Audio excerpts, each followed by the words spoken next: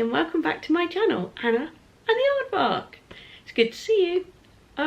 We haven't been around for a couple of weeks. Well, we have, but we've been too lazy to do another vlog video. A vlog video, is that a thing?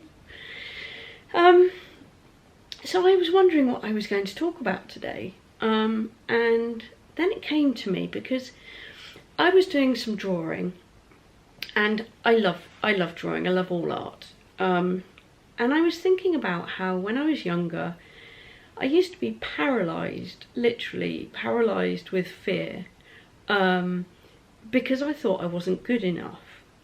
And it was something I used to really enjoy doing, you know, being creative. But then I stopped because I judged myself so harshly against other people. And there were two things with this. First of all is judging yourself against professionals is just not a fair judgment, because you're just starting out, say, and they've been doing it for years and years, so they're really good at it. So in response, yours looks absolutely ridiculous because you're just beginning. Actually, no, there are three things, because then there's that second thing of just because your art doesn't look like what you think it should, it doesn't mean that it's bad art. It means that you have a style. You have your own personal style. I think they call it an artistic voice. And that's really a good thing to get your head around. But again, sometimes you might stall, and this is what happened with me. I didn't recognise my work as being individual. I felt like I was rubbish compared to everybody else. And I stopped, and my hobby stopped, my enjoyment of art stopped. And it's only recently that I've started to take it up again.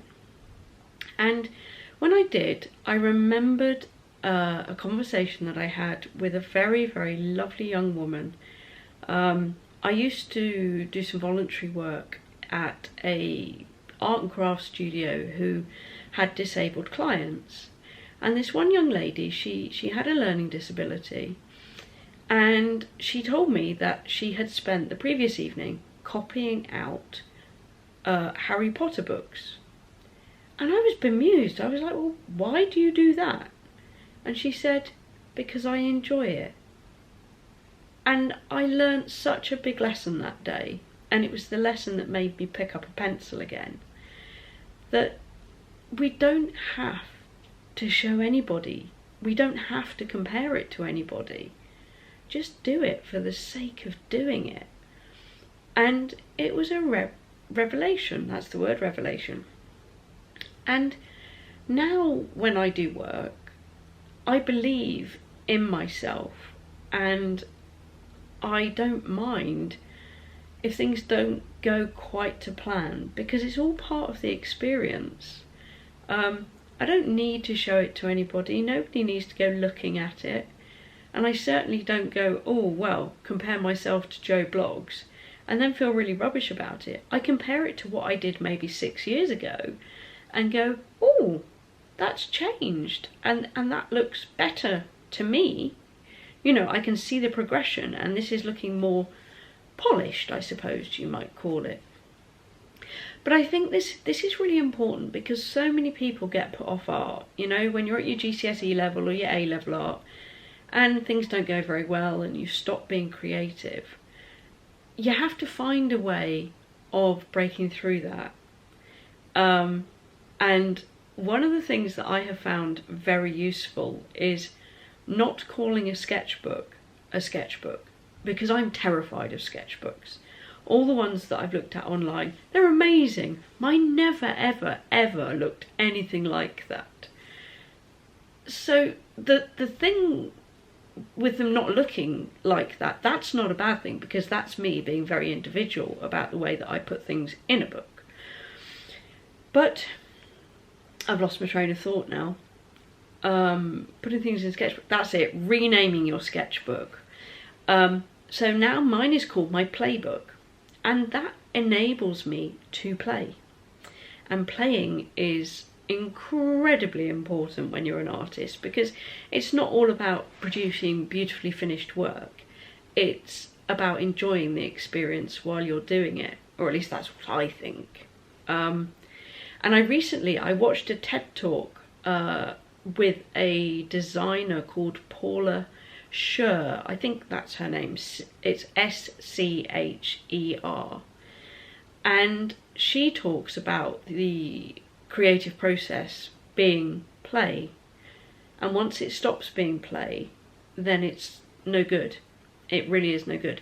You have to dare to be inventive and destructive almost, and rebellious, and work against everything that you think you should really be producing. And right at the very end of her speech, she says that the best thing when you're being, in her case, a designer, is to remain totally unqualified in what you are doing.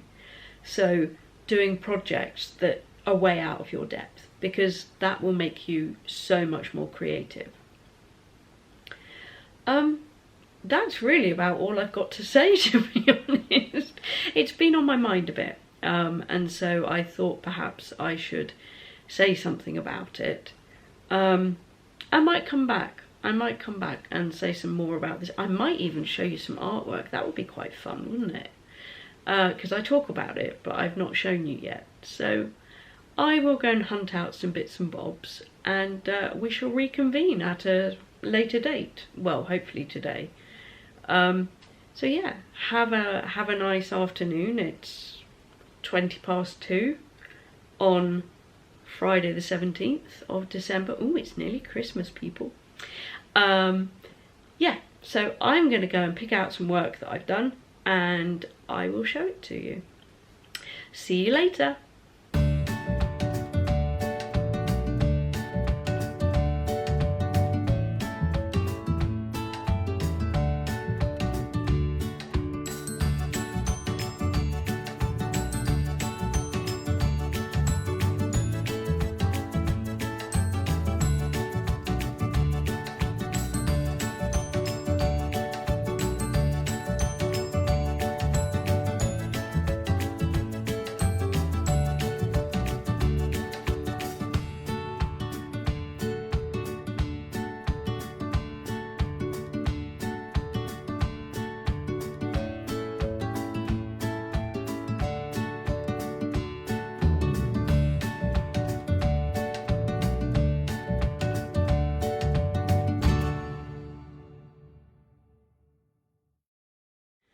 So here we are back again. I hope you enjoyed that little walk through some of the stuff that I do.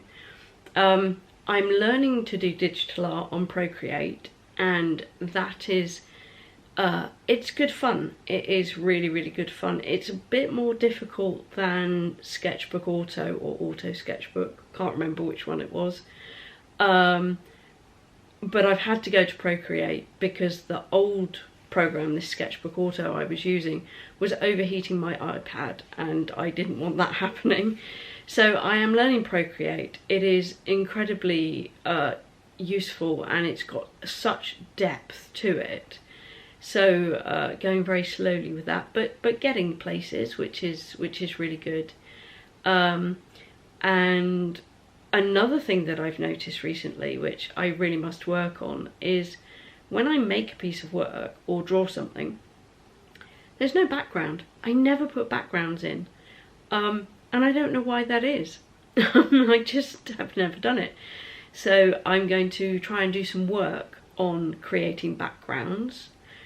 And also I want to learn how to do watercolours properly, because at the moment I kind of colour in and hope for the best, and I don't want to do that anymore. I'd like to know exactly how to use them so that I can use them more professionally. And there was one other thing that I was going to do. Oh yes, my favourite thing in the whole wide world is putting black outlines around everything, and that has been part of my style for a very, very long time. But I think it's time I started maybe not doing that and learning new ways of depicting depth in a picture. and the edges of things without big thick black lines. So wish me luck on that. I hope that you have gained some inspiration from this. Pull out that book, don't call it a sketchbook, even use like a pad of lined paper, or you can buy grotty stuff called newsprint, which is like an off-white, nasty, almost shiny sort of paper. But you can waste it. This is the thing about sketchbooks. People, I get really scared of them because they're so amazing and they look beautiful and they feel nice, and I'm going to ruin it. So maybe drawing on scrap paper, and then maybe you could sew those pages together and make your own sketchbook, playbook, experiment book, whatever you want to call it, book. And